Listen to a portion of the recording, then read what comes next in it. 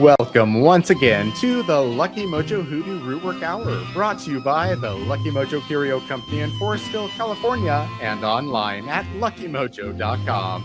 I'm your announcer, Papa Newt of papanewt.com in Omaha, Nebraska, and in just a moment, we'll be joined by our co-host, Catherine Ironwood of luckymojo.com in Forestville, California, and ConjureMan of ConjureManConsulting.com in Mission Viejo, California.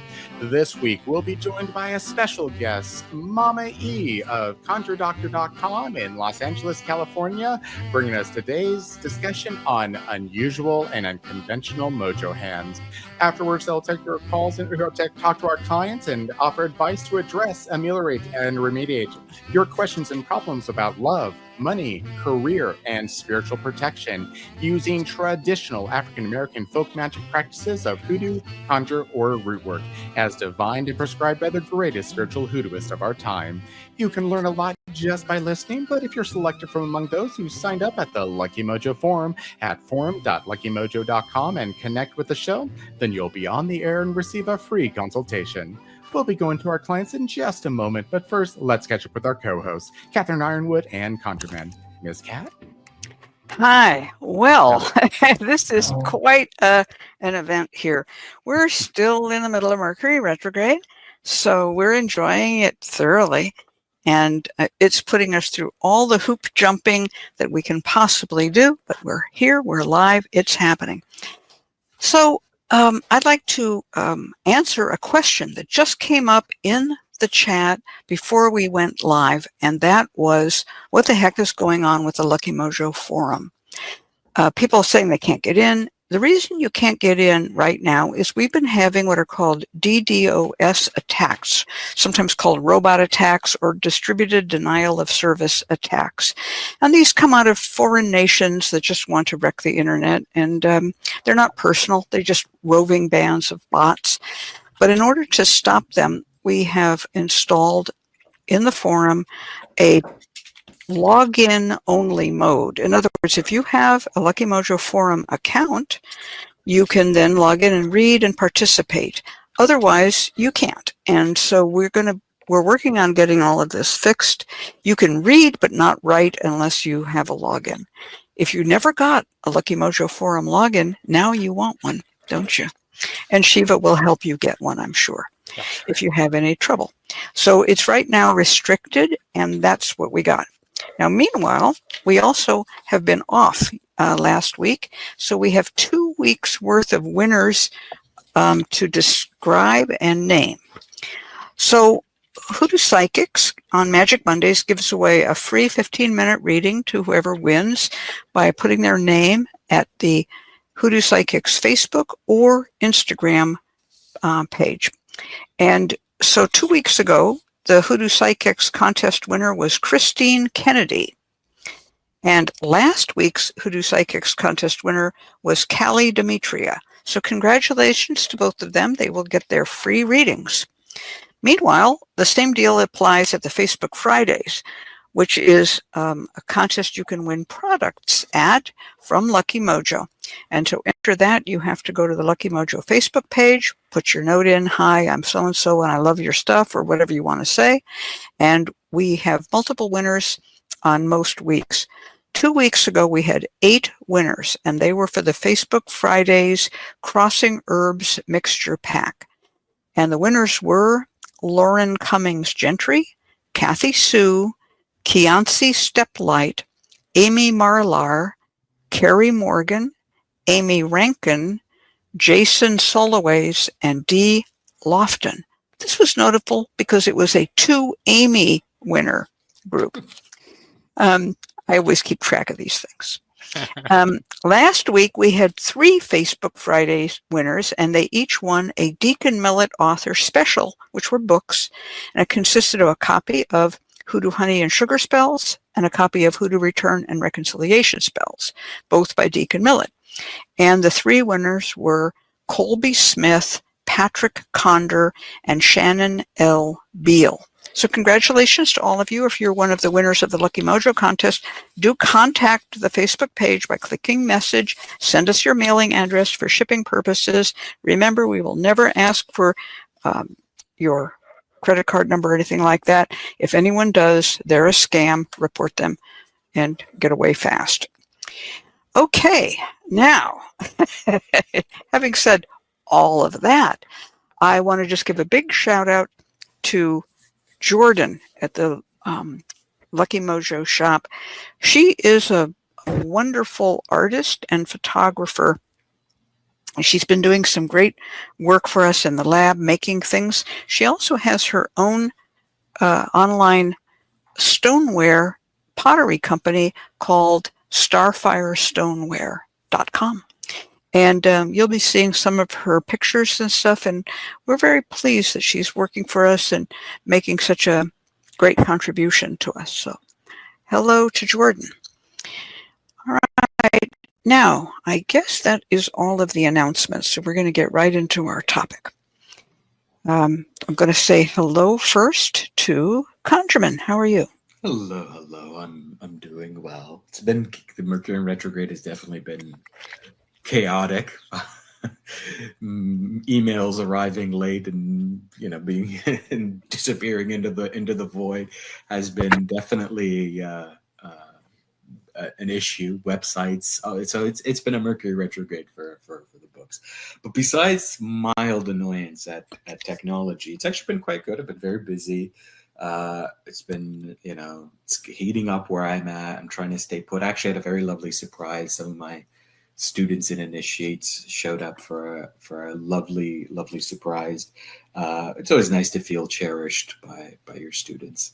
I normally hate surprises, I should say, but this was quite nice. So otherwise, I'm having a very, very good weekend. Have some plans later, and I'm currently sitting surrounded by, I think, 30 books that I've been doing research on. So I want you all to visualize me in front of my computer with a pile of 30 books around me, some of them open, some of them closed, a pen behind my ear, and like 2 different notebooks. So that's what I'm looking like right now.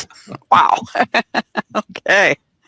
That sounds good. Yeah, this Mercury retrograde has been worse than most. It's been pretty much horrendous. So, but I'm just pursuing my goals, just plunging ahead. I want to welcome Mama E to the show. How are you doing, Mama E? Welcome. Hi, Miss Cat. Hi, Ali. I'm doing great. Thank you. Like Ali said, the weather is getting a little warmer, but it's beautiful outside. And it's not only Mercury retrograde, it's the world. Mother Nature has decided to throw little fits and tantrums all over the place. And she's complaining about what we're doing to her. So here we're getting earthquakes and tsunamis and volcanoes and all sorts of things. So maybe we should all send good vibes to Mother Earth and take care of her too. As far as business, it's going well, thank goodness. It keeps me out of trouble and it keeps me going, which is not easy at my age. So, yeah, everything is going well, health-wise and everything, thank goodness. Good. Well, that's good to hear. Well, you're the one who brought us today's topic. So let's get started. We have done shows before on Mojo bags. We've done books on Mojo bags. There's a whole book that I wrote called The Art of Making Mojos. And it's basically a big book on making Mojos. But Mojos are also mentioned in another book I co-wrote with Lara Rivera called Bottle Up and Go. There's a whole chapter on Mojos there as well. So people are going to say, well, what more do you have to say about Mojos? So Mama E, brilliant lady that you are, you brought us the topic of unusual and I guess you might say unconventional mojos. Now, first of all, we need to define what a mojo is. So most people think of a mojo as a bag, usually red flannel, and it will have within it herbs and roots, and it may have a prayer paper, and it may have, maybe some mineral in it. It might have some kind of a, little coin or a charm or something like that. That's what most people think of as a mojo. And they're not wrong. That is what a mojo usually is. Mojos are also known, for those new to the topic, as jomos, trick bags, and mojo hands, mojo bags. They're also known as gree-grees. Some people used to call them goofer bags, although that's not as commonly used anymore. And there are conjure bags, another name. There are many, many kinds of mojos, and we've talked about hands. conjure hands. That's another one. Thank you. Tricker bags and trick hands are names that actually refer to the idea of hoodoo being called tricking, meaning doing magic on people. So what we're going to talk about today are all of the other kinds of mojos. Now, some of these don't come strictly from African American culture, which is where mojos come from. These are hands or bags that are different and may come from another culture and be adopted into hoodoo. Some of them predate hoodoo. In other words, they come from a very, very old culture that might be ancient Egyptian, for instance. And we're going to talk about how they are made. Now, if you all know what I'm talking about here, I have for the placard, and those looking at this show will have seen the placard that announces it. I've chosen to start off with a picture, and you look at that and you go, I don't get it. Where's the mojo? It doesn't look like a mojo. What you're looking at is a plastic fish and a big ball of string, and they're sitting on a red flannel bag, and you're kind of going, what's that? Well, that is two different secret mojos. So just remember this to start off with. Not all mojos come in red flannel bags. They can be put into a flannel bag, but that's just for carrying them. Neither of these needed to be carried in that bag, but they were. They don't even all come in cloth at all. They can be sewn in leather. They can be wrapped in paper currency. They can be sewn into little silk pillows or wrapped inside a ball of string. They can contain herbs, roots, minerals. Some of them are receptacles for bones, hair, shells, curios, or coins.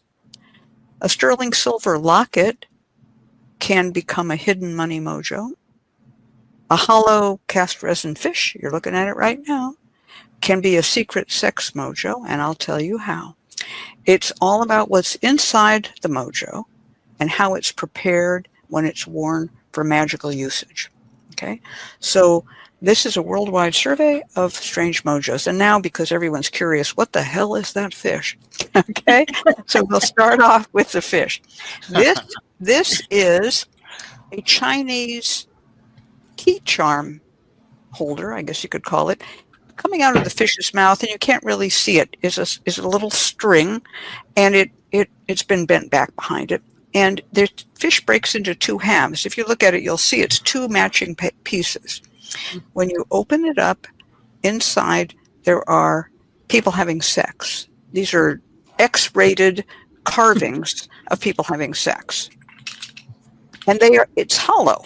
And so you could take, just as an example, someone's pubic hair, their semen, their vaginal juice, all that good stuff, and you're going to put it for both people, and then you're going to put it in, close that fish, and now you have glue it shut, right, with a good Gorilla Glue or goop, and now you have a secret sex mojo that you can carry or wear, put it in your purse, do whatever you want to with it. That is a mojo because it was hollow and you used it to contain your secret sex stuff. The other mojo that we see here is a ball of string. It looks just like a ball of red crochet cotton, which is what it is. And this is a jack ball.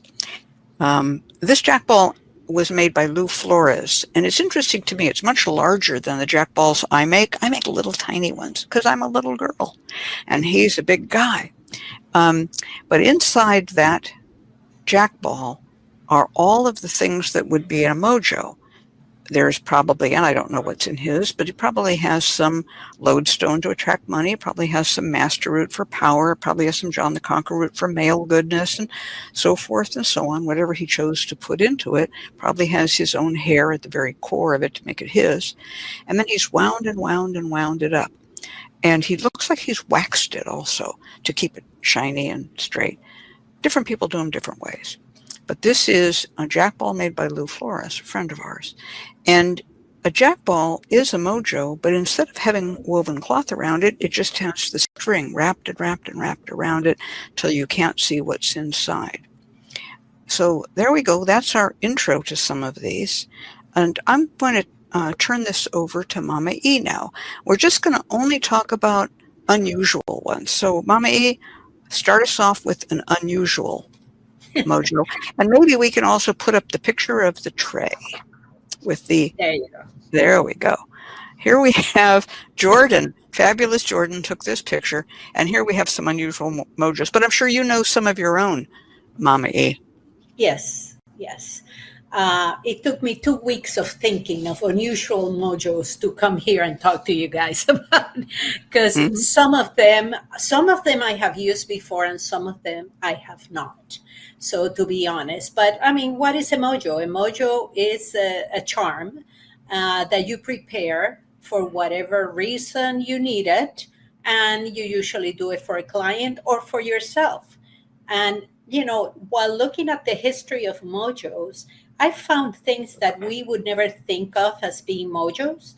But of course, we all talk about because we are in a country that had Native Americans, we all talk about medicine bag. And, you know, they carry their little leather of chamois or chamois little packs hanging from their necks.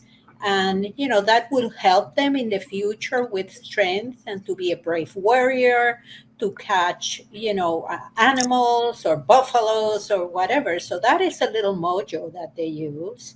And another one that I discovered, I was not familiar with this, is in Japan, they have an omamori amulet. And they are, yeah, they are prayers, and they go in little silk brocade bags.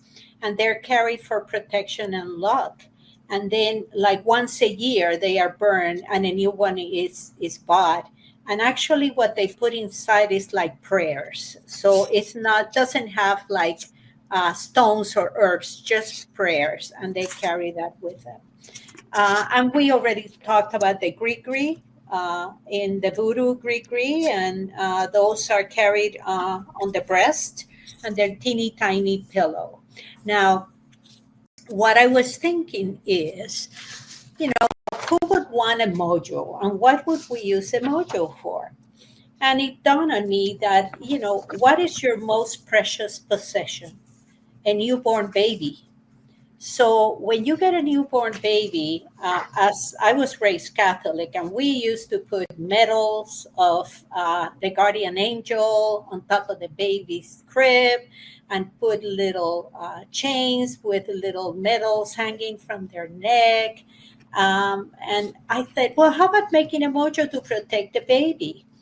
And what can I use to make this little mojo? And it occurred to me to use a baby sock, like buy the newborn baby socks, put them on the baby. Yeah, put them on the baby. Maybe a bootie that is knitted, that is really tightly knitted, and not crochet, because crochet has bigger holes. So, but I favor the sock. So put the socks on the baby, and after you take them out, don't wash them, but use that little baby sock to make a mojo bag for the little baby. And, you know, you can put on it, let's see, flax seed, caraway seeds, and rue. And that's for protecting the baby. And then just tie it. And what I would do is I would anoint it with blessing oil and pray to his guardian angel to protect him from all evil, and, you know, the evil eye and envy and things like that. And then you can hide it in his crib, or you can hide it in the stroller when you take the baby out. So no one can see it. Only the mom or the person that did it will be Yep. able to see. That's great. I want to jump back because I mentioned that I've written a book on Mojos, but I also wrote this book with Papa G called How to Use Amulets, Charms, and Talismans. Mhm. And if you all don't have a copy of that book, you might want it.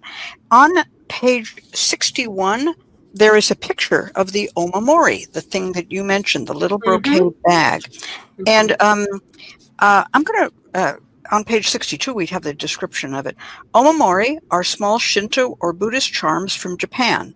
The prefix O is an honorific, and mamori means protection. But omamori are made for a wide variety of conditions, including luck, safe travel, and marriage. The omamori is usually a prayer, religious inscription, or invocation to one of the Shinto kami deities or to Buddha, written on paper or a thin piece of wood. And most of them I've seen actually have been written on thin piece of wood. This is placed in a flat bag of brocade fabric. Traditionally, the priests at different temples made and ritually blessed the omamori, and to obtain one, the devotee had to personally pilgrimage to a specific Shinto or Buddhist temple, making them a sort of spiritual souvenir. Their purchase essentially constitutes a donation to the temple for which a blessing is given. These days, however, they can be purchased online. Oh, wow. Okay, so that's about the omamori, and you can find these in areas. Well, you can find them online, but you can, like for instance, in San Francisco, you can go to Japantown and you can find omamori, and they're very beautiful. They're usually done with little knotting and brocade cloth. They're very lovely. Yeah, they On are. that same page 61, there is a pocket saint altar. This is the Catholic version of the omamori. So this is a fold-up little metal fold-up thing with a little loop that you can hang it from, and it is. They also make holy wallet plaques. Same thing. So I'm going to read this one. Adherents of the Catholic faith, whose worship includes veneration of saints, often develop special relationships with the saints after whom they've been named, or who have patronage over their chosen career or occupation. Wearing a holy medal of a saint is an easy way to express devotion to a saint, but other traditions have developed as well. One of these is the pocket saint altar, a small metal case containing a tiny effigy of the saint, which can be carried in a purse, a pocket, or a mojo hand. A variation on this is the holy wallet, a fold-over case of leather or vinyl in which an image of the saint is kept. Bas-relief steel plaques of saints in such wallets worn in the breast pocket have been known to block a bullet and save a life. Wow. So this shows a picture of one from a catalog from the 1940s. The saint inside of it is Saint Anthony, and it snaps closed. It's very cute. So I wanted to add that. I want to turn this over to ConjureMan. Do you know of any unusual mojos that you'd like to recommend to us? Oh yeah, quite a bit. Let me tell you. As I was thinking and researching about this, I was going through my notes from like years and years, and I'm like, wait, I have way more of these than I thought I did. But one of my favorites, I'll give you two right off the bat, and I'll save some of them for later. But these two are about fidelity. This was done by a woman in South Carolina who learned it from her mom, who was originally from Georgia. So you have the South Carolina-Georgia connection here, in which they took John the Conqueror root and they bore a hole. Now, this is very tricky to do because John the Conqueror root is quite hard, but you bore a hole in it or you carve like a big divot and you stuff it with pubic hair from your partner and catnip, and then you cover it in wax and you keep it in your underwear drawer and it keeps your man loyal. So the woman who did this, her husband was actually a fisherman. Like he went on fishing trips, apparently on a fishing boat, and he would be away for long periods of time. And this is how she kept him faithful, by using a John the Conqueror root that was stuffed with his pubic hair and catnip and then covered in wax. And she just kept it in her underwear drawer. That's it. Just this John the Conqueror root that's been stuffed and covered with wax. And once a month, she would feed it a little bit of whiskey whenever he was away in order to keep him faithful to her.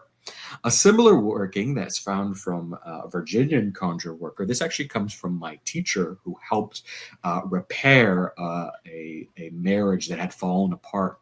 What she did is, this is Mama J. She took the underwear of her client and the underwear of her estranged lover, cut them out, and then sewed them together by hand to create a package or a mojo bag that she added magnolia, rose petals, and cloves to.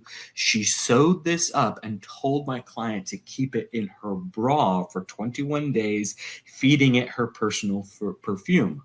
On day 30, her husband returned back home. So this is a very old-timey working. That's good. Wow. That's a good one. I'm going to answer some questions from the chat, especially Miss G, who's been asking all kinds of questions. Hi, Miss G. This is for you. First thing Miss G asked was, are lockets only made of silver, sterling silver, to be used as mojos? No. I just mentioned those because they're my favorite. Sterling silver or any kind of silver is usually used for protection, and that's one reason why they would be used. It's a precious metal, but not as expensive as gold. If you had money for a gold locket, go for it. That's also a protector and a heart protector at that. But you can use a brass locket, a nickel-plated locket. You can use an old pocket watch. Take out the guts and put your stuff in it, whatever you want to do. But so that's question one from Miss G answered. Miss G's next question was, is the pocket saint altar similar to a scapular? And the answer is no, it is not, because the scapular is flat and contains nothing. And the pocket saint altar contains the statue of the saint or and any relic you want to put it in, any prayer you want to put in it. It is like if you can imagine, like a compact, but it's miniature, maybe an inch and a half long and an inch wide, or 2 inches long and an inch wide. They're very small, and that's what's inside. Usually a little statuette, can be plastic. Okay, so that is the next thing I was going to say. All right, boy, I'm going to run through these pretty fast, I think. I want to talk about the kavacha. So the kavacha is a kind of protection amulet that is very popular in India, Pakistan, Afghanistan, and Eurasia. Maybe I should have ConjureMan talk about kavachas, because he knows more about the Middle East than I do. But the word kavacha means armor, and it indicates its primary use is to provide physical and spiritual protection. And again, this is from the book, How to Use Amulets and Charms. This is on page 50, and the picture of the kavacha is on page 49. They tend to be tubular and often have decorations that hang down in a triangular form. Not always. Sometimes they have little tassel-y decorations. And when I say tubular, they are hung sideways across the collarbone. The spiritual power of the kavacha comes from a mantra or prayer formula, usually written in Sanskrit, by a pundit or Hindu religious scholar learned in philosophy and religion. There are also Muslim kavachas, but the ones I used to collect mostly were Hindu. So it should be a practicing priest who writes the paper out. The paper is placed within a decorated round or hexagonal tube made of metal, generally silver, because silver is protection, and it is capped at both ends. Some of them are soldered shut at one end and screwed or capped at the other end. Some are open at both ends, and some of them are soldered at both ends. Along the length of the tube, a series of loops forms a race into which the silver chain or leather thong is threaded, allowing the kavacha to be worn in a horizontal position. It is similar to a gao, a mezuzah, inscribed amulet, paper charm, or thread-woven amulet. So kavachas can be also found online. You can buy them. You can buy the ones that are open and put your own prayer. They usually come from the internet just with a printed prayer, Om Mani Padme Hum, in them, which is okay. But it's better to have some real prayer in them. These grew up independently, but not called kavachas, also in ancient Egypt, in which they're called sometimes inscribed amulet tubes. And they often were made of glass, a glass tube, like a glass bead, and inside was the prayer. The inscribed amulets that were used in ancient Egypt, again, these are on in that same book. Page 45 is a picture.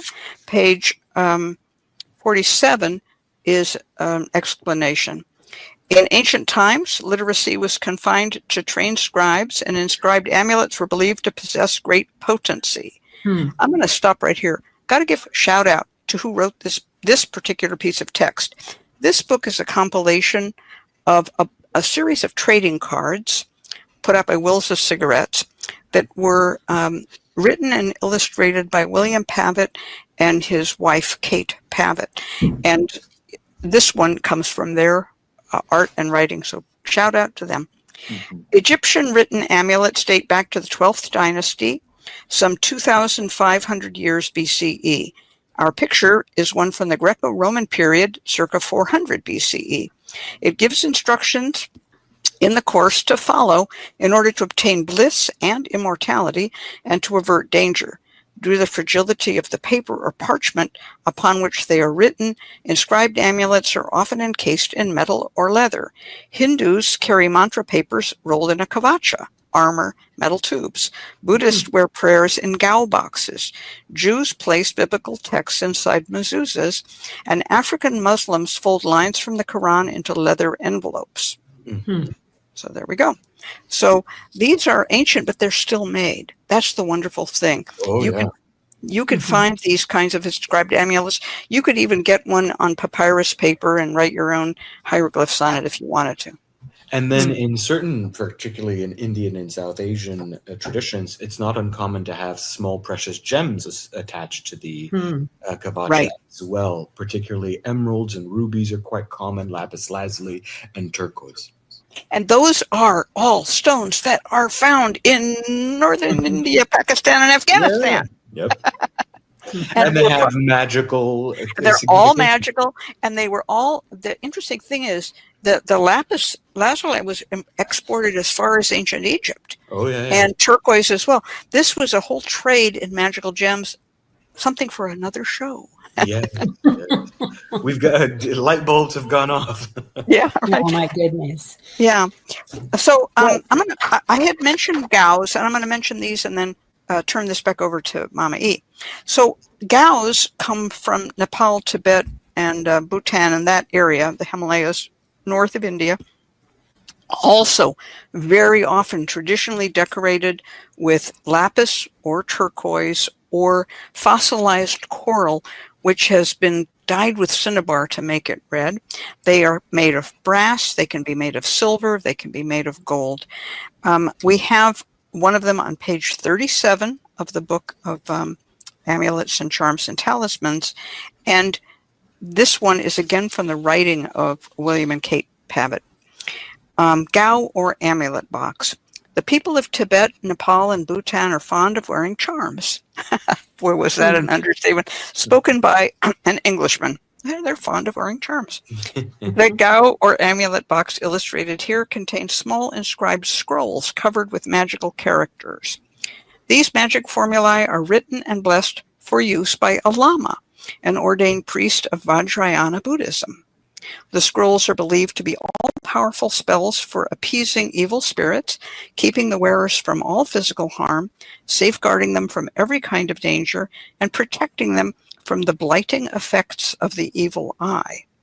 Many of the Himalayan charm boxes are made of gold, silver, copper, or bronze, elaborately chased and encrusted with turquoise, lapis lazuli, or red coral, all of which of themselves protective against the evil eye.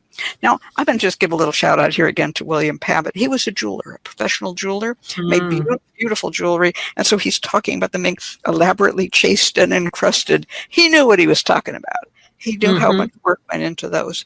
The protection against the evil eye, I've also seen them made with an eye agate, which is an agate, sometimes called a goat's eye agate. It's a layered agate that's been cut and cabochoned to look like a brown eye with white layer of behind it. And those are then inset into the top of the gao. Yeah. Okay, And they're beautiful. Mama, they're gorgeous. Mama E, your turn. Well, speaking of close mojos inside containers, it occurred to me that a healing mojo can be done to protect someone that is suffering from illness or disease. And it can also be used for people that are trying to stay healthy, like in the case of epidemics, like when we had the pandemic, people could have used things to help them get through this, aside from getting the vaccine, I must say. Mhm. But in this case, we can use a small empty prescription bottle. Mm. And if you have one with your name on it, that's even better. If you don't, that's fine, because they're usually brownish color. And Mhm. yeah, so you can, you can use them and put your herbs inside. And if you don't have a prescription bottle, you can use like a small aspirin bottle, like the travel size aspirin Mhm. bottles, Mhm. and use Mhm. those too. And then you can add asafoetida, angelica, golden seal, and devil shoestring to make sure nobody messes with you. And it's a tiny little container, so only a little bit will be necessary after the mix is made. And when you fill the bottle, since it's a hard surface and you won't be able to be putting oil around it, I would put 5 drops of the oil, healing oil, inside the bottle, and Mhm. then pray on it. And I always say the Father, the Son, and the Holy Spirit. So pray on it and ask for you to stay healthy or to heal from whatever you're going through. So that's one that I thought would be a good container spell. That's wonderful. I wanted to get that list of herbs. I got asafoetida. What else was there? Hold on, because I had a drink of water. Angelica, Angelica, of course. golden seal, Hmm. and devil's shoestring. A couple Okay. of little strands of devil's shoestring in there just to Perfect. trip the devil. That's a really good one. And I'm going to add a little something to that because I'm a little older. Well, I'm not older than you, but I'm about No. the same age as you. Those orange prescription bottles came in when we were in our 20s. Prior to that, you're mentioning the aspirin bottle. Absolutely. I would Yeah. use an aspirin bottle, and they were little flat aspirin bottles. You know what I'm talking about? Little Hmm. tiny flat aspirin bottles, but a pill would fit in and you could put in anything you wanted. The other Right. thing that I used, there were aspirin and Excedrin and Anacin Hmm. tins, and these are kind of like an Altoid tins.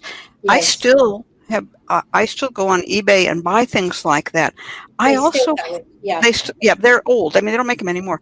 But I also lucked into a stash of new old stock, never used tins for a licorice pastille that was used for health and for freshening For your sore breath. But throat.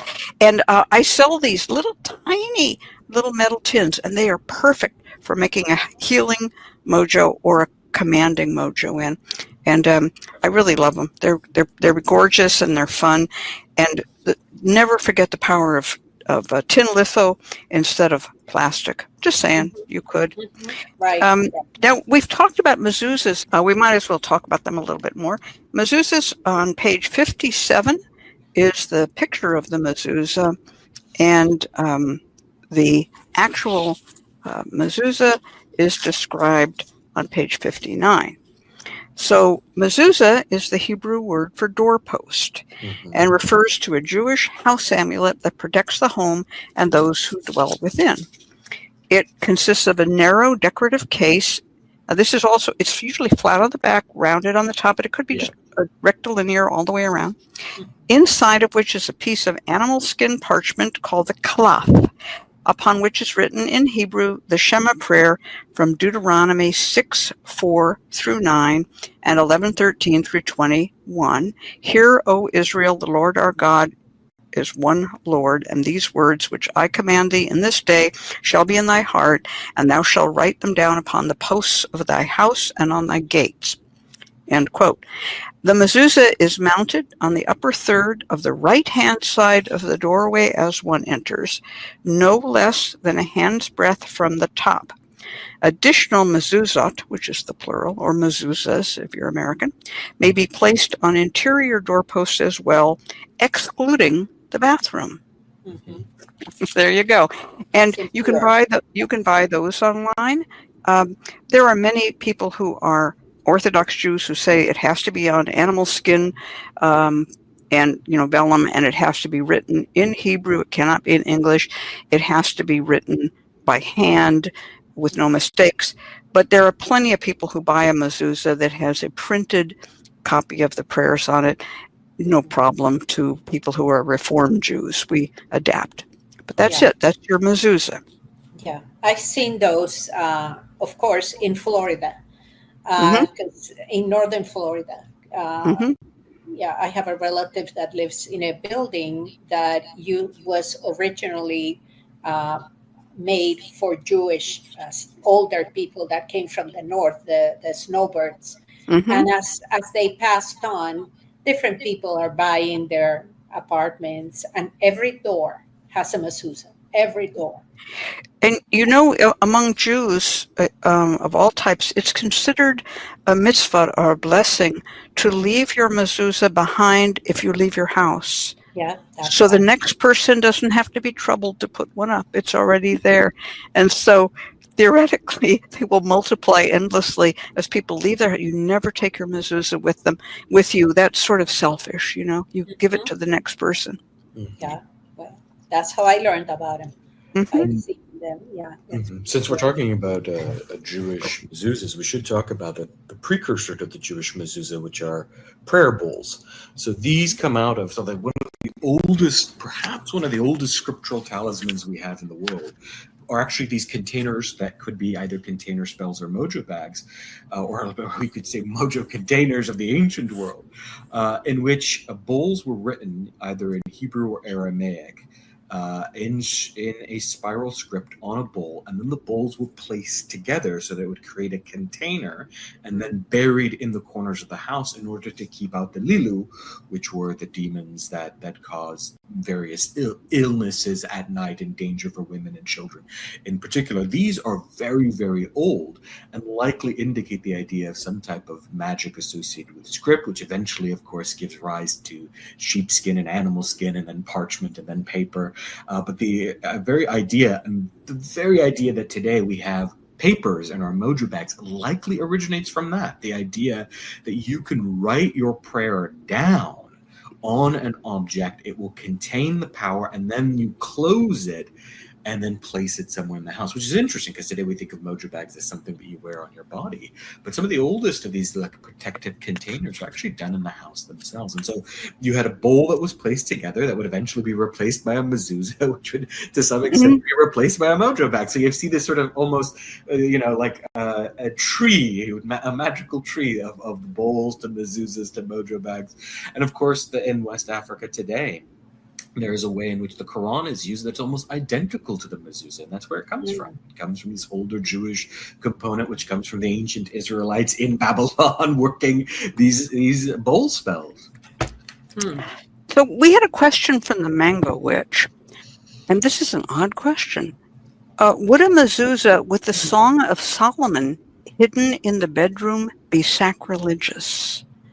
And my answer is a mezuzah with the Song of Solomon hidden in the bedroom is more or less a mockery of what a mezuzah really is. And why not use a container that was relevant to the prayer that you were making? For instance, the sex fish charm that I mentioned before, or some other thing that represented sexuality. I just don't see a reason to go out and ruin a perfectly good mezuzah by putting in it a sex charm. It just doesn't make sense. It's about protection of the doorposts. And that's really what it is. It's the same like if you were to say, oh, can I use a gao and put in it my American Money Mojo? Yeah, you could, but a gao really is for protection from the evil eye. So it's a good idea to respect the cultures. I would not call it sacrilegious. I would just simply call it a mockery, if that makes sense. I wouldn't even call it a mezuzah at that point. It's something completely different at that. Yeah, it's basically I'm using something I found on the street and putting something else in it. I don't know. It doesn't make sense to me. Alternatively, if you're looking for some type of fidelity spell, I'll give you one right now that's actually really tricky and kind of cool. And it comes from a woman that I spoke to in Texas. This is made out of, so she took the hair of her partner, rolled it in a very small wax ball, rolled it up, and then wrapped it up in shoestrings, used shoestrings from her shoe. And so basically making a mojo jack ball from the shoestrings so that they would constantly be running on the mind of that person. So the shoestrings covers the hair of that person. And then they kept it underneath the bed. So you could do that instead of doing the mezuzah in the bedroom. You could take this particular working, which comes from this African-American woman making a jack ball out of shoestrings and hair, and then hiding it on her bed. And this way her man would always come running back to her, and she would be running through his mind always. Wow, that's really good. And shoestrings are very powerful magic. Yeah. Yeah. Well, Yeah, these are things that, as someone who loves amulets and charms, I love to collect them, but I also like to pay respect to where they came from. Not everybody's everything is for sale to everybody. If you know what I mean. Yeah. Yeah. Well, if they want more sex in the bedroom, make a bed mojo. Mm-hmm. Make a little bed mojo with red flannel and put your pictures and put your underwear, pieces of the crotch of your underwear, and add things like calamus damiana, lavender, rose, licorice, and just close it. It's a little pillow. It's not an open mojo. And anoint it with some sort of sex oil. We have an oil that I'm not going to say the name of it, but it's hot ether. And you can anoint it with that and put it under the mattress. And once a week, take it out and anoint it again and put it back in. And it works. I have clients that have used it and are very satisfied with it. And, don't let your partner see it, though. Everything is undercover. So there's a whole side talk going on in the chat. People have gone off into crazy directions right now.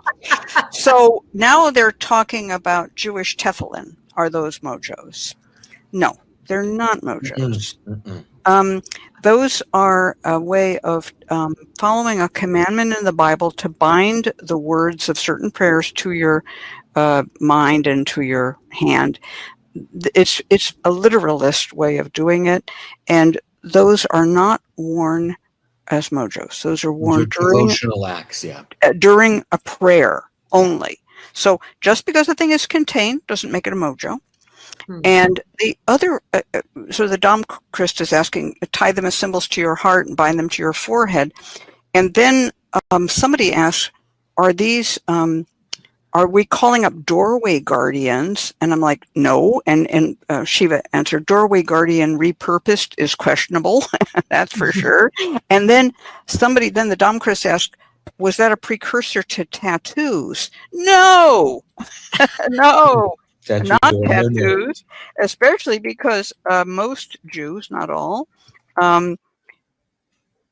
feel that tattoos are forbidden because it says that you shouldn't mark your skin or destroy any part of your body that God has made perfect. So no, not everything is everything else. This comes up when we talk about herbs too. Not every herb can be substituted for every other herb, and not every contained package amulet can be the same as every other one. They're all different.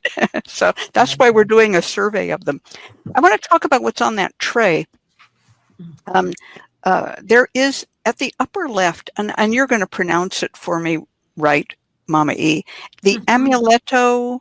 Amuleto levanta negocios. Okay, translate that. It's amulet to uplift your business, actually to increase your business. Yeah. So this is from Mexico. It's a little tied, it looks like a mojo bag. It has a little blue candle with it that's very small. It's like a little birthday candle.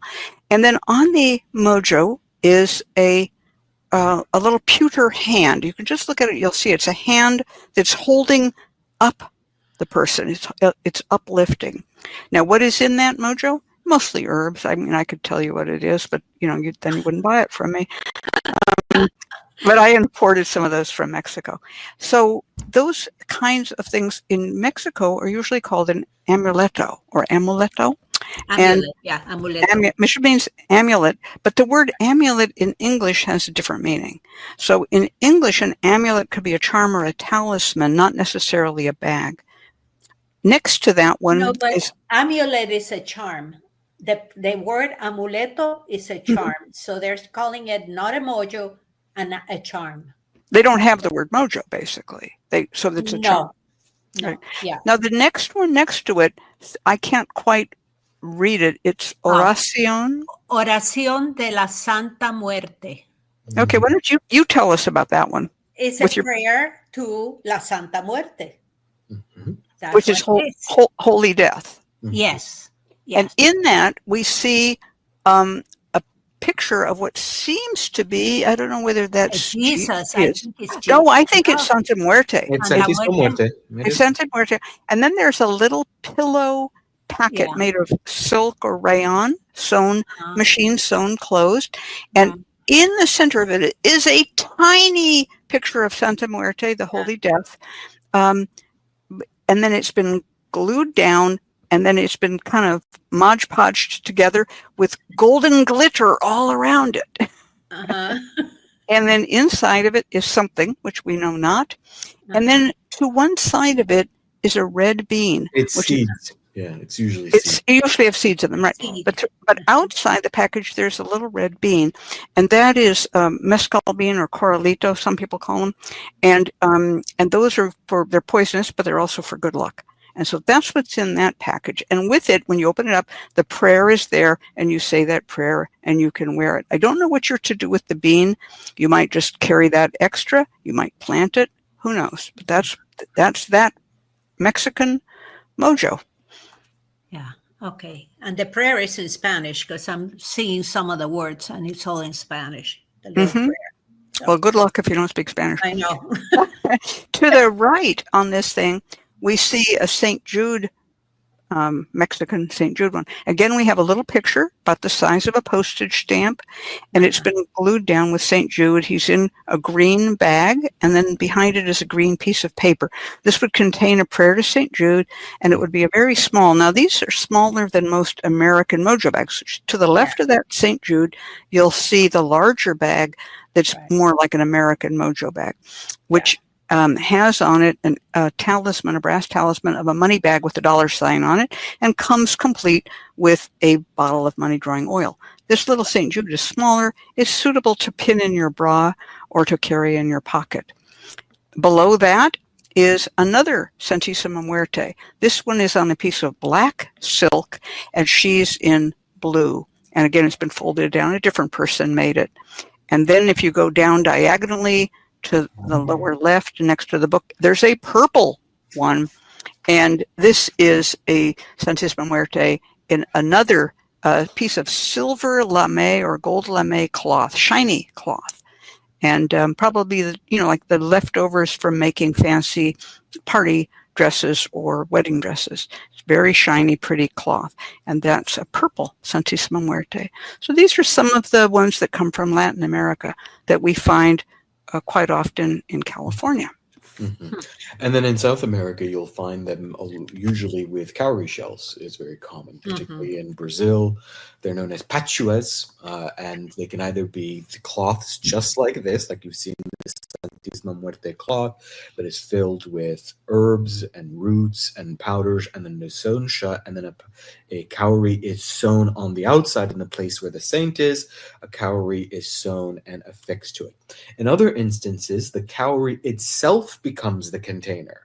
And that is a type of mojo. It's a West African magical technology that makes its way to the Brazilian world. You take the cowrie shell, you put your powders, your herbs in there, and then you cover it in clay and allow it to dry. Some people use wax. In fact, we gave these out at the Hoodoo Heritage Festival in person at Lucky Mojo many years ago when we did the opening ceremony. But these pachuas are quite common in Brazil, and they follow the same logic, but the container usually either has a cowrie shell affixed to it or the cowrie shell itself is the container. Yes, those were beautiful, and you handed them out And they were wonderful, and they were made with a little bit of like hardened clay or something inside. Yeah, and then they were inscribed. Yeah. How is that word spelled? Patua. Patua. Patua. Patua. Thank Patua. you. But the T makes a ch sound in Brazil. Yeah, so patua. Patua. Great. Okay. Well, yeah, those are, again, something very special and from one part of the world. Now, I'm going to go to one more that's on the tray here, covering actually two more. I'm sorry. I'm going to go to two more that are on the book here on the tray. There's a $2 bill laying there. What is that doing there? We all know $2 bills are lucky, but what we have here is actually the way to make a mojo by folding a $2 bill. So you can put a dime, a silver dime if you want, or any kind of lucky coin, and you fold the $2 bill around it to make a packet. And you can just look up how to fold a dollar bill in origami, and you'll figure it out. There are many ways. Don't just fold and fold and fold, because it'll open and fall out, and you go, what did I do wrong? You have to know how to fold it. But the $2 bill containing a silver dime is a very popular old-fashioned form of mojo. One of the first mojos I bought, and that's why the John the Conqueror root is up there at the top, although that's a rather large John the Conqueror root for this purpose, but a very small John the Conqueror root and a dime folded into a $2 bill. And then that was put inside of a cloth mojo bag, but the bag was something to keep the paper from tearing apart with use. So the mojo was actually the $2 bill encasing the dime and the small John the Conqueror root. And that was a lucky charm. And the guy who sold it to me made a point of folding it all up, showing it to me, and then reaching over to one side, grabbing an empty bag, and here, let me put it in this bag for you. But it wasn't that he sealed the mojo bag. The sealing was the $2 bill. The other thing that is here is a little round, brownish disc with little holes punched in it. Next to it, a little tiny bottle of special oil number 20, and with it is a red bag. Again, the red bag here is just the thing that you carry it in if you want to carry it in something. You don't need it. It's not the mojo. It's just a carrying bag. What this is a little leather mojo made with lucky fish bones. So the lucky fish bones, drumfish bones, come out of the head of a drumfish, and they are little, they look like a hamburger bun, tiny, about the size of a dime. They're humped up and they're pearlescent. They look like pearls. Some people call them pearls, but they aren't pearls at all. And they are the bone of the ear, the rear ear bones of these fish. And you can make a mojo, and this was described by a number of people who described them to Harry Hyatt during the 1930s. They're usually used for job getting, but they could be used for any kind of money luck. One guy described how to take soft incense, dupe incense or powder incense, put into it grains of paradise, put the dime in it, and so basically you're making like a tiny little hamburger with these little things. And then around that you put the 2 discs of leather, and so now it's kind of like it looks like a 2 split peas put together, only it's about the size of a dime. And you sew around it, just whip stitch it. And these are made for us by Angela Marie Horner, who's been on this show many times. And she's a member of AIR, and she makes these for us, and we sell them at the Lucky Mojo. And they are absolutely old-fashioned. These go back 100 years or more in terms of their style. And the use of the dupe incense, which is Indian soft, kind of gooey incense, the use of that actually comes from the era in the 1920s when incense began to be imported and was burned a lot and used a lot. And we use a particular kind of incense, which is called Lakshmi dupe, which is sort of soft and putty-like. And that's what was used back in the 20s and 30s, and we still use it with the grains of paradise to make these beautiful little pocket pieces that are lucky earbone mojos. Cute. Very cute. All right. Who wants to go next? We still have a few minutes. Well, you know what I was thinking, because we're talking about all this really traditional, old-fashioned mojos, and I'm thinking, sometimes you want to have one of your ancestors protect you, and like maybe a grandma or a mom or a dad or someone that was very loving to you, and you know that they keep an eye on you from the other side. So thinking about that, I wasn't focused on getting some dirt from their grave or anything like that, but I thought I have handkerchiefs.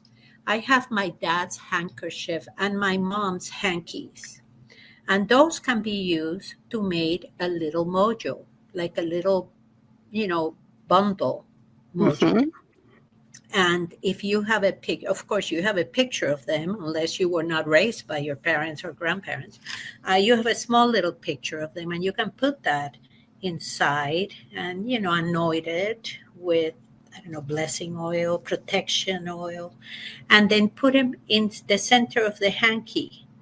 And if it's a lady's hanky, you just leave it the size it is. If it's a man's larger, you might have to fold it, like 4 times or something. And then you can put herbs that work with connection to your departed loved ones, like mint, mugwort, frankincense, eucalyptus, and bay. And they are all geared towards them protecting you, keeping an eye on you, and you connecting with them. And you pray on the mojo and ask them to be there for you and to take care of you. And I thought that would be a sweet way to have something of your relatives, your ancestors with you, and making sure that they're closer to you than they are now. That's beautiful. That's beautiful. The handkerchief of a loved one. There's Yes. a, we have, I don't know if we've mentioned this, maybe we did and we forgot, and I have completely forgot, my brain completely farted, but pillows. Mojos as pillows are made quite frequently, both as dream pillows and to keep someone faithful, in which you can use you can quite literally use a pillowcase that you've cut and Mhm. made smaller into Yeah. a pillow, and you've Yeah. stuffed it with herbs and then sewn it, and that can help you with dreaming and psychic abilities and Right. prophetic abilities, or it can be used to keep someone faithful again. I don't know why I keep Mhm. talking about faithfulness, but it seems to be a theme today. Seems to be a theme today. Because of all the scandals that's going on publicly. But you can actually make one of these in which, when your partner is away, you can make a little pillow that's stuffed with their hair and herbs and keep it next to you on the bed so that they Mhm. are thinking and miss you while they're away. Right. And again, using people's T-shirts and other things too can be used for a dream pillow. Right. There's that old song, and maybe Nagashiva will remember it. Send me the pillow that you dream on, so darling, I can dream on it too. Oh, wow. Do you remember that song? Long old time song. Yeah. Um, yeah, so these types of motors that we've been talking about are unconventional, unusual. Many of them are specific in terms of the culture they came from. Many are specific in terms of their use. You'll also see on that tray some angel coins. These are coins with an angel on them that are used for angelic protection. You'll see a little scarab beetle, and those are, of course, used for protection and luck. And you'll see 3 Norse sigils, which were carved Mhm. on yak bone in Kathmandu, but yet they are Norse sigils. Long story there. And those are used also for protection. Those also are cabochon cut, and you could put something between them and then glue them closed around that something. All right, that's the end of our discussion. You guys were great. Thank you for all the questions from the chat.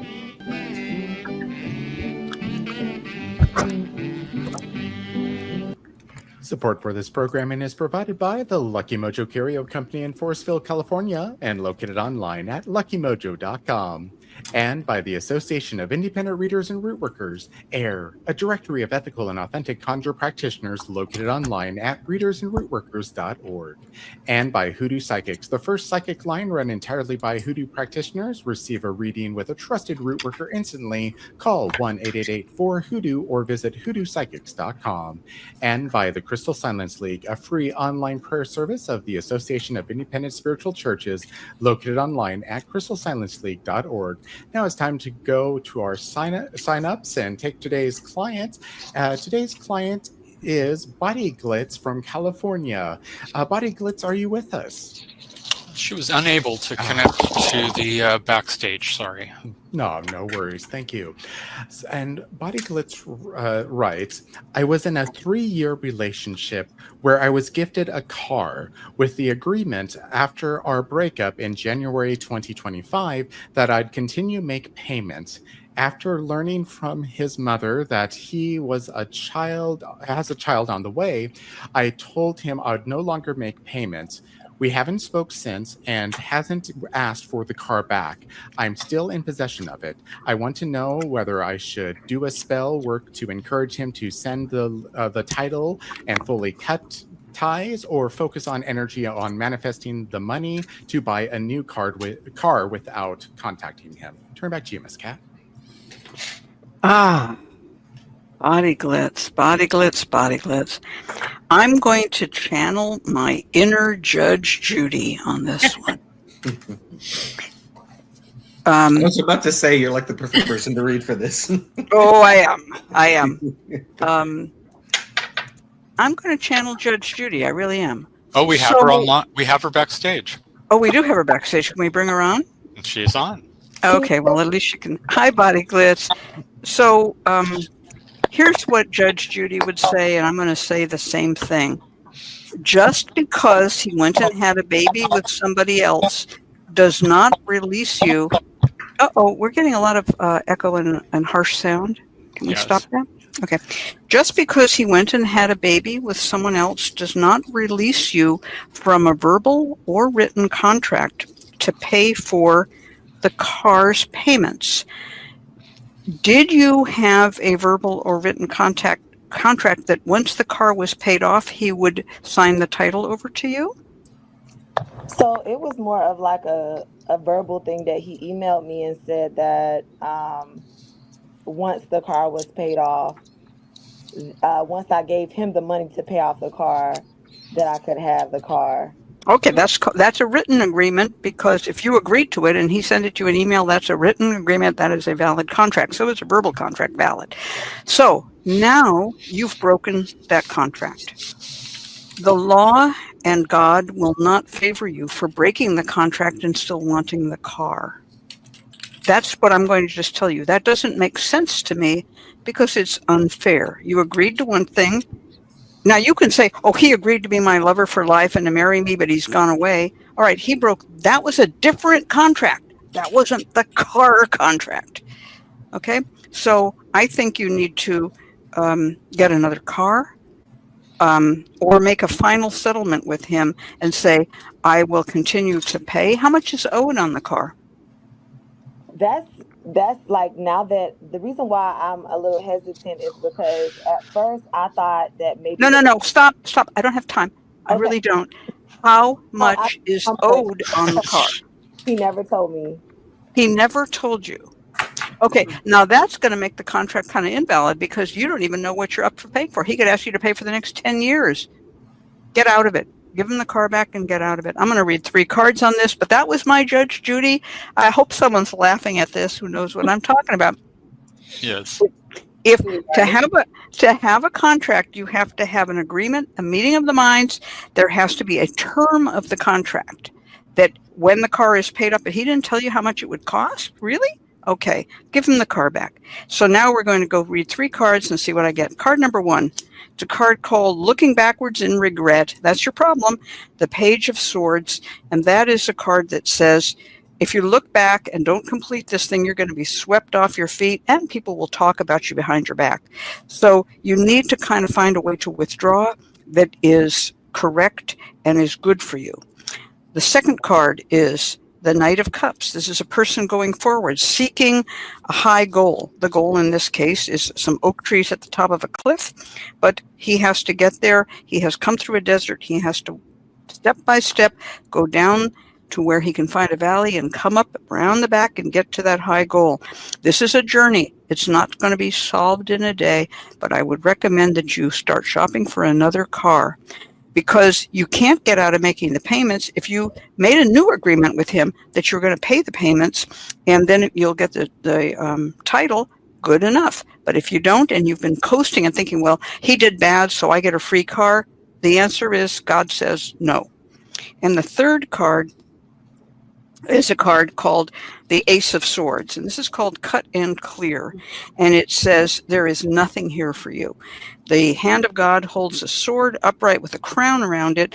On one side there is a myrtle bush, on the other side a myrtle branch, and on the other side is a palm. You will have to sacrifice something to get what you want. Below there is nothing but barren rocks, mountains, nothing living down there. It's time to cut and clear. Get him the car back. Don't do it today. Go find another car and start making payments on that other car. Even if it's an old beater, it'll be your car and you will be clean and clear and left from this situation. All right, I'm going to turn this over to Mama E to do our next reading. Okay, buddy Glitz. I pull cards more than 3. I pull about 7. So the first card I got was the Hangman. That indicates that you are stuck in a place. You don't know which way to go. In your mind, you had a plan, things turned around, and now your thought of what should happen is not going to happen. You get a lot of communication here, Knight of Swords. A lot of talk is coming your way from actually family. And I'm assuming that's his mom that you communicate with. So the family is kind of in cahoots with your ex. I get the Moon card. There's something secret that you're not aware of. And you have to be a very strong person. You have the money. You're not paying him any more money. That is your money, not his money. You don't have a car. That car is just a loaner at this point. You have just been paying rent on that card. So at this point, like Kat says, start looking. The 8 of Cups is somebody that's looking out into the distance, trying to figure out what else, what other choice do I have? The choice that you have is to find another vehicle. And it doesn't have to be fancy. It doesn't have to be the same. Just transportation is what you need. You will get a lot of arguments from him, because he wants to keep you on the hook for the money. And you're smarter than that. So there will be arguments and back and forth. Ignore the whole thing. Cut your contact with him and walk away. The 3 of Swords. Walk away, even though it will be painful. You need to move on forward to what is best for you, not what is best for him. And that's my reading. Great. All right. Well, I have to say we both came up with the same answer. Yep. And it's a common sense answer, and it's also a psychic answer. It's both. Yeah. All right. So now we're going to turn this over to ConjureMan, and he is going to give some spell work that's going to help ease the situation, possibly toward getting a new car, which is part of the problem here, and also arranging a timeline or a way to get the loaner car, I love that term, back to him. Okay. Mm-hmm. So I'm going to give you 3 workings here that are really ideal in this situation. The first is to actually protect your wealth, especially when there's like a debt or an outstanding debt, or there's something looming like this. This is a working that comes out of Virginian Conjure in particular. It's quite famous. You'll also find it in Mississippi and Alabama, and you'll see why in just a second. What you're going to do is you're going to get alfalfa and alkanet, both of which are usually combined to protect money and wealth. You combine this with a little bit of cinnamon and you press it into a small bit of beeswax. You're going to roll this flat and press it onto a quarter. So take a quarter that you have, it should be your quarter, press it onto there, and now get an alligator claw. You can see the Mississippi and Alabama influence here.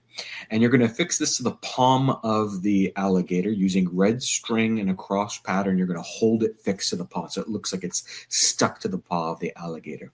You're going to feed this a little bit of whiskey and you're going to keep it hidden in your home. And so long as it remains in your home, it will help to protect from issues of debt. This is debt collectors, paying debt. What it does, it basically protects your money from poverty and from being taken from you. It creates a guardian or protector for it. This is a very old school working that you'll find in Conjure. It's been prescribed many, many times before. Some of you have heard it on this show before, but it's also very famous in Virginia and Mississippi and Alabama and Conjure to protect you from debt.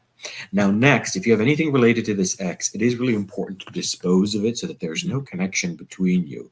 If you have a photo of you two together, what I would actually do is print that photo out and then using scissors, cut him out of the photo, fold this up and place this in a heat-proof bowl or dish of some sort, and then add just a touch of Florida water and set it on fire. Then scatter these ashes at the crossroads so that this person is sent far, far away from you and that there's no way to come back, that there's no connection or link between you. Now, the key and most important component is getting you a new car. And so let's do a mojo bag, a traditional conjure bag. What you're going to do is write down what you're looking for in a car. Write down, I want a sensible car that will last me a long time, that has great gas mileage at this particular price. Put it all on that piece of paper. Fold this up, put it into a red flannel bag, add a lodestone grit, a pinch of magnetic sand, a little bit of cinnamon, 5-finger grass, and deer's tongue. This is to help you secure the finances you need, draw in the wealth that you need in order to get the car that you want. Now you're going to pray into that bag, then knot it 7 times with 7 knots, and then feed it just a little bit of attraction oil. Keep this on your person as you go about your day, and it will work as your ally, drawing to you the car so that you will find it, like it will come along a deal, or someone is selling the car, or you'll see an online ad for it, and that's the mojo working on your behalf to bring you both the finances you need and the car that you desire. So you got 3 different workings here: one to deal with the debt, to make sure that it doesn't become a burden for you and to protect your money; the other, cut all ties with the past and this X, and then one to help you move forward and draw the car that you're looking for with the wealth that you need. Let's see if Miss Cat or Mama E have anything further they'd like to add to these. I love the fact that you gave her 3 different ways to work around this. I love it. I think that was wonderful. That's really, really good work. I have nothing I can add to it. But we will get your recipe in the chat.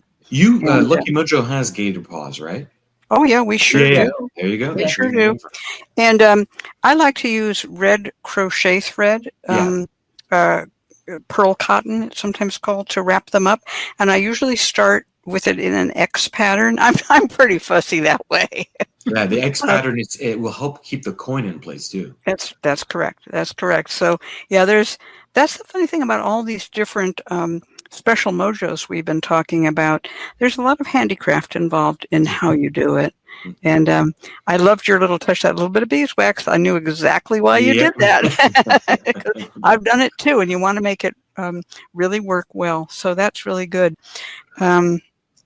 One other thing I would do is, in looking for a new car, you go around searching for cars, you might want to take a photo of each of those cars. And if you're not going to buy one on the spot, put those photos down and put them in front of the altar work that you're doing and saying, guide me to the right car.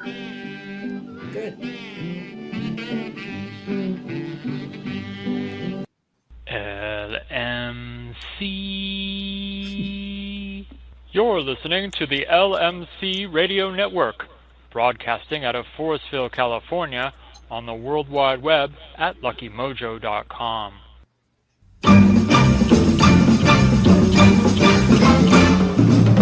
LMC Radio Network is a media alliance that brings you the best in hoodoo, conjure, witchcraft, rootwork, new thought, spiritualism, and pagan ways.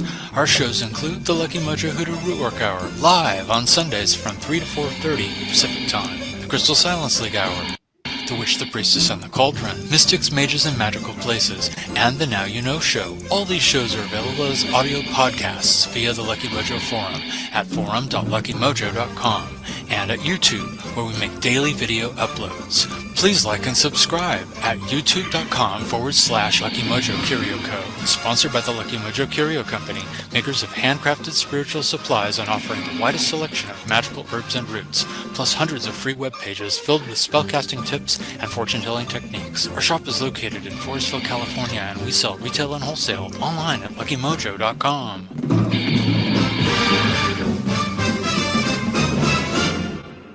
And here is our upcoming YouTube upload schedule. Today, we have the Lucky Mojo Hoodoo Rootwork Hour from May 31st, 2020 on substituting herbs and magic spells. On Monday, The Witch, the Priestess, and the Cauldron, episode 26. PantheaCon live from 2017. Tuesday, the Lucky Mojo Hoodoo Rootwork Hour from February 25th, 2018 on Money, Defense, Magic. Wednesday, the Crystal Silence League Hour, episode 63, Meditations and Ruminations, part 3 of 4. Thursday, The Witch, the Priestess, and the Cauldron, episode 221.